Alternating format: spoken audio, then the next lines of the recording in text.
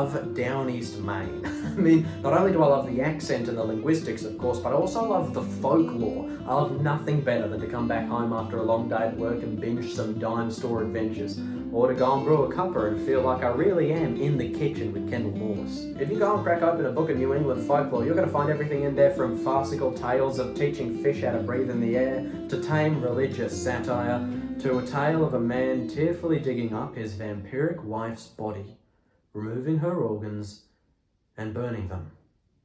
I like to imagine sometimes that I'm in old-fashioned Maine, maybe sometime around the turn of the 20th century. Picture it with me. You're walking alone late at night down the dirt roads of some small town in Washington County. As you pass by the driveway of a house, you hear two middle-aged men yarning on the veranda. You're going to keep going on your way, but their conversation catches your interest. So after you've passed them by, you make a turn around the corner of their yard, keeping just out of view. Crouching down in the brush, blanketed by shadow and leaf, you instinctively start to hold your breath, as if that'll help you stay quiet. And you listen. This is what you hear. Bert and I went out to sea on a riverboat so as we could take shortcuts around the coast through the shallow water, owing to riverboats having such flat bottoms, see? Yeah. Well, by and by, we got caught in a fog, and when the sun went down, we were practically navigating by potatoes. We kept on forwards, hoping we'd find the lighthouse, and by, the sea started getting real rough, and we was getting tossed around this way and that, going over bumps and rolls. I felt like we never felt before until, bang! We run aground. And we decided we'd wait till morning before... You might be a little bit confused at this point. Yes, you are watching the right YouTube channel, and yes, this is my submission for the 4th annual Close Conlang Circles. Based off my previous year's submissions, you might be expecting some silly bits or droll witticisms. That's not what you're going to get this year, alright? Because I'm not Ray of Dawn. My name is Curtis Kaler. I'm a Maine storyteller, vampire hunter, folk singer, sea captain, lobsterman, ex-town selectman, and linguist from the state of Maine in the far northeast of the United States of America, in Washington County. I'm here to tell you all some very important information.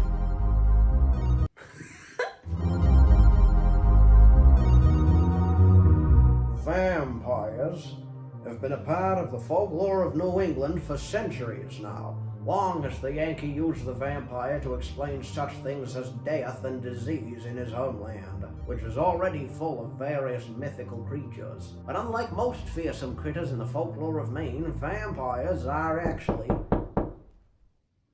What's that? Oh, I see. Sorry about that. Well, it seems like we've got to be talking about language on this channel, so best we move on. The way people speak in Downeast Maine can be some hard to understand if you're from away. The closer to the coast you are and the further east you go, the thicker the accent gets. Down in Machias, where I'm from, my uncle makes just about as much money being a translator for tourists as giving them the damn tours. The language I'm about to describe to you is found all over New England, as are its speakers, but I'm going to be describing to you just one dialect, the dialect as it is spoken in this language in Downeast Maine. This is a language that's some hard to understand even if you are a local. I mean, hell, that really is the whole point of it. For now, we are going to refer to this language as NEVS. I understand, of course, that it is customary to describe the phonemic inventory of a language first and build up from there. I hope you'll excuse me for glossing over that for now. Just trust the process. All words in NEVS can be divided into a handful of parts. First, every word has 4 slots which operate as word-level suprasegmentals. Each one of them is very different and can be filled by a number of different things. I can't tell you yet about their specific nature, but I can tell you that for the first slot there are 3 possible values, for the second there are 9, for the third there are 4, and for the fourth there are 5. Besides that, we now move from the 4 suprasegmentals to the actual segments of the word. Each timing slot has 2 variables which must be given values. Like before, we'll just number the possible values. The first slot has 8, and the second has 5. A word can be as many segments long as it needs to be, and the segment level values can always be different for each segment. The way that we're going to write this is so. First, we'll write down the values for each segment level slot. Since there are 2 of these values, every second digit will indicate a new slot. Then the last 4 digits will be appended to indicate the values of the 4 word level slots. At first you might be wondering, if a word can have 6 unique phonemic slots from just one segment, does that mean that most words in any VS are quite short? Well, you would think so, logically, but in practice that's just not how the language has turned out. Now let's explore the grammar of any VS using the translation text. Firstly, we can see that the word serpent has been translated into a multi-word phrase. This is because in the language of practical use, snakes just aren't brought up that often. In fact, the language would never really be used in the context which this text implies, with people commenting on things in real time. It's just not what it would be used for. Anyway, we then get graceful, which takes the same case marker as the nominal that it's modifying, as per usual. Fang is in the genitive, and thus we are talking about a graceful haver of fangs. Also in this sentence, we get our first verb, intransitive, to sit. In this case, the aspect is realis, the mood is indicative, the evidentiality is first-hand, and the person is third person. This indicates that the speaker has witnessed the act of sitting, being done by a third person, in this case the serpent, which has begun and may or may not have finished. In English, this first sentence is phrased as an exclamation, a sort of rhetorical question seeking the listener's affirmation. The closest approximation to this in any VS is a new sentence, either translated as I know that or we know that. This could be translated back into English as a separate rhetorical question, don't we know it? In the next sentence, we can see the first use of a morpheme very unique to this language, the ditto morpheme. Time is of the essence when this language is spoken, and so the ditto morpheme appears instead of the usual suffixes, to indicate that for the marked word, its non-derivational morphology is exactly the same as the most recent word in the conversation with which it shares a word class. In any VS, there are only 3 word classes: nominals, which include modifiers, verbs, and a small closed class of particles. Eternity is a nominal, and the immediately prior nominal is thread, so eternity must have the same case as thread, the genitive marker. Thus, we can see that the NP is the weaver of the thread of eternity, or the loom of infinity. We also have to communicate the idea that the verb to weave surely won't happen. This is done via the use of irrealis aspect, improbable epistemic mood, inferential evidentiality, and third person. Basically, the only new grammar that we see for the rest of the text is in the use of a new ditto morpheme, ditto to. This is basically the same as the ditto morpheme, but instead of referring to the last word in the same word class, it refers to the second last word in the same word class. You've probably noticed by now that there are a few slightly uncommon things about any VS's grammar. These are all by design. This is not a naturalistic language. This is a language that's been designed for a specific purpose, and that purpose is planning. That's why there's only an aspectual distinction between future and non-future. In reality, this is a verbal distinction between planned events and events which have already come to pass. Of course, person marking is also very useful in making plans, not to mention evidentiality and mood, especially epistemic modality, which comes in handy talking about the possibilities and probabilities of different events in plans. I'll be the first to say it, I've been a little bit evasive thus far, mentioning concrete details about this language. I mean, hell, you don't even know how it's pronounced yet, do you? I feel as though we've gotten to a point in the process where I can disclose some further details. In this dialect of any VS, a single word is phonetically an entire story told in the dialect of old-fashioned Downeast Maine, specifically a yarn. A sentence is phonetically made up of a series of yarns. Conversations consist of speakers peacefully sitting and exchanging yarns, sometimes for hours at a time. Let's dig into those phonemic slots I was telling you about earlier.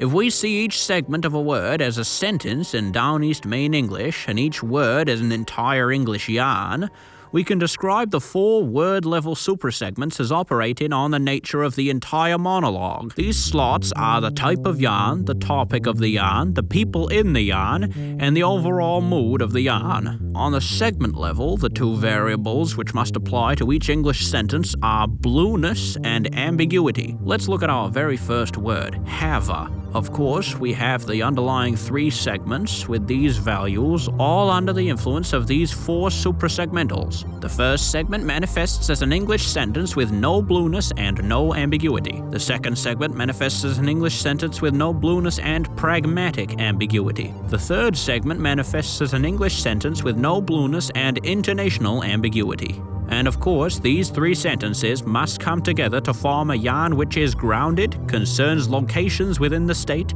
concerns people personally known by the speaker, and has an aura of wit or cleverness to it. That's only the first word. That's why the ditto morphemes exist. That's why the language is pro-drop. That's why the most common suffix for any given word class is 0. And that's why the language is agglutinating rather than analytic. This language takes an incredibly long time to speak. Its information density is unspeakably low. To add to this, the constraints of how these NEVS segments can be turned into English sentences are specific but also sparse, meaning that the same word in NEVS can sound like numerous different English sentences but still mean the exact same thing. By extension, this would mean that if the same word popped up multiple times in a conversation, an outsider wouldn't be able to tell that anything was being repeated at all. So in short, a conversation in NEVS sounds exactly like a conversation in English. They're almost indistinguishable by sound alone. And that is by design. It's been clear to us from the beginning that vampires must be capable of planning, from the way they coordinate their attacks and execute them, but you know, we've never busted a gang of vampires mid-plan. We've never caught them conversing in some shadowy corner somewhere. It turns out the entire time, when we were wondering how these vampires were making their plans, they were happening right before our eyes and under our noses. They were using a cant. By design, it sounds exactly like English conversation. So if you walk past 2 people having a conversation in NEVS, you won't be any the wiser that they're planning an attack on you or your family. You wouldn't be any the wiser. That's not all, of course. Language is also immune to infiltration, because no human would have the mental faculty necessary to keep track of all the moving parts of a conversation in NEVS. No human would have the mental fortitude to be patient enough. That's the trick of NEVS. NEVS is short for New England Vampire Speak.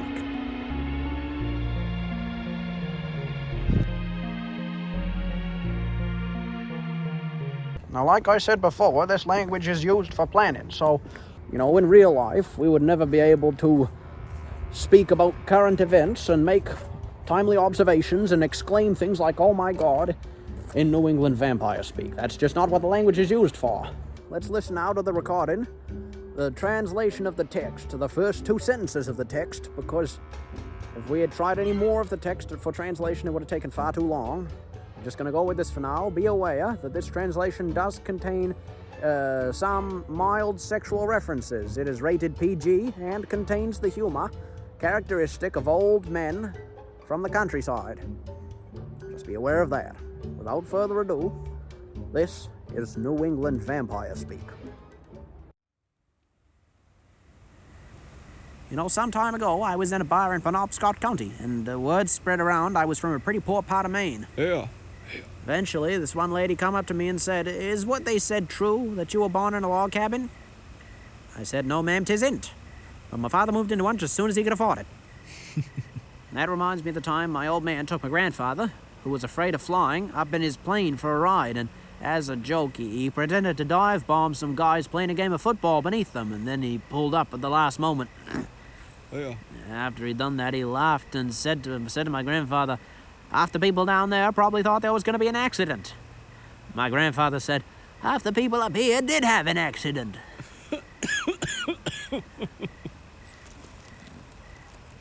Now that reminds me of the time we saw this pretty lady in town.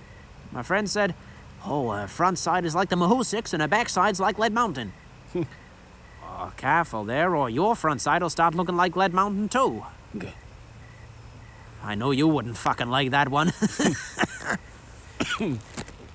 That reminds me. The town drunk from down there. He drank a quart of whiskey every day. His one wish. Said he wanted to be cremated when he died. Yeah. Well, one day the old son of a bitch finally died, and a certain someone remembered him. Remembered his one wish, so they cremated him. It took about 3 days to put the fire out. There was this farmer who, every time someone called a donkey, he would correct them and call it an ass, because he thought that was the animal's proper name.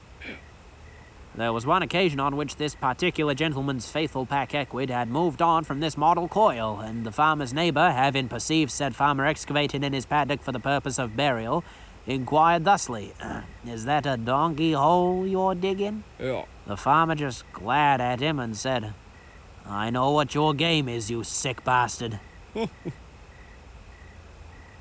And of course that reminds me of the time my great-uncle Kurt come back from hunting one evening and passed by a gentleman on the road. He stopped him and said, how's the hunting been this morning? Well, Uncle Kurt said, oh, it's been so good. In fact, I shot 3 meese before lunch. The man paused and then said, I bet you don't know as I'm the new game warden for Washington County. Uncle paused and then said, I bet you don't know as I'm the biggest liar in the state of Maine. Nice strong coffee. Yeah.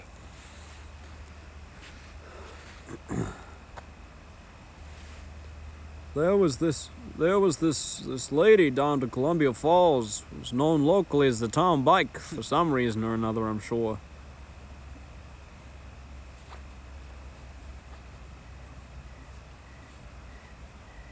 One day she passed by a bunch of guys and they started swapping stories about all the things they'd done with her, you know? Yeah.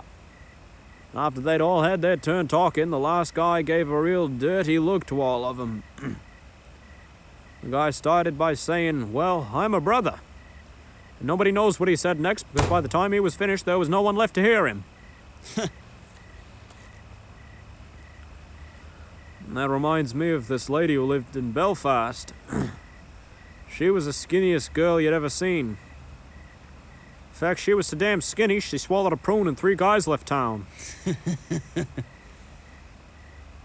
that reminds me of the time my father caught a fish this big. He figured he ought to have a record of it. Well, he took it into town to have it weighed, but there wasn't a pair of scales big enough for it. So he took a photo, and the negative weighed 14 pounds.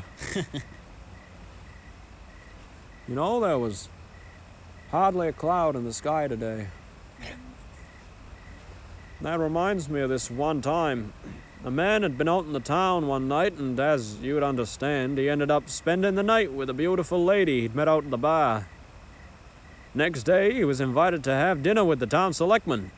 When he got there, he saw that the woman he'd spent the night with was the town selectman's wife. I mean, holy shit, he was so perturbed by this disturbing revelation that he rapidly evacuated himself from the scene and disappeared into the night without a moment's hesitation nor warning. The next day, the town selectman saw the man on the street and asked him why he'd left in such a hurry. Well, the man said, I just knew the moment I saw your wife that I wouldn't be able to stand her cooking.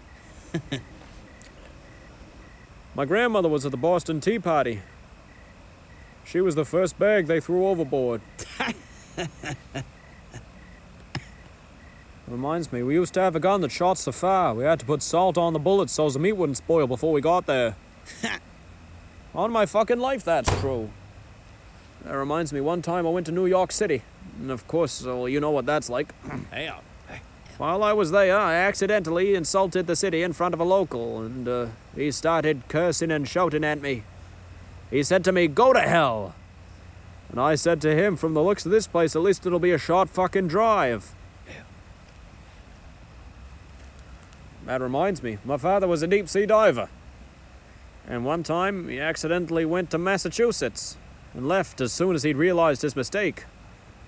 That was the only time we were ever glad to hear that he was running out of air. Once there was a little boy in church, and when he saw the preacher put the watch up on the pulpit, he asked his father, "Daddy, what does that mean?" His father said, "Don't mean a damn thing, son." You know, by the looks of the sea today, it would have been mighty fine weather to be fishing. One time, Bert and I went out to sea on a riverboat so as we could take shortcuts around the coast through the shallow water, owing to riverboats having such flat bottoms, see? Yeah.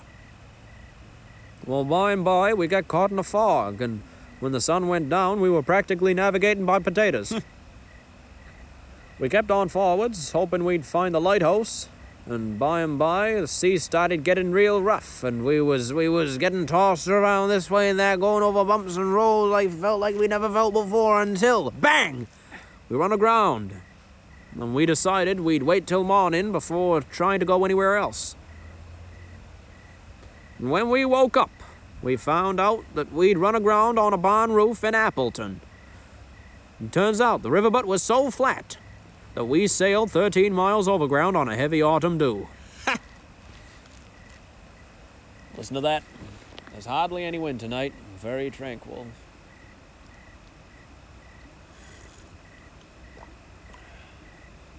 Nice and hot. Marshall? Yes, Kendall? I think there's someone in the bushes.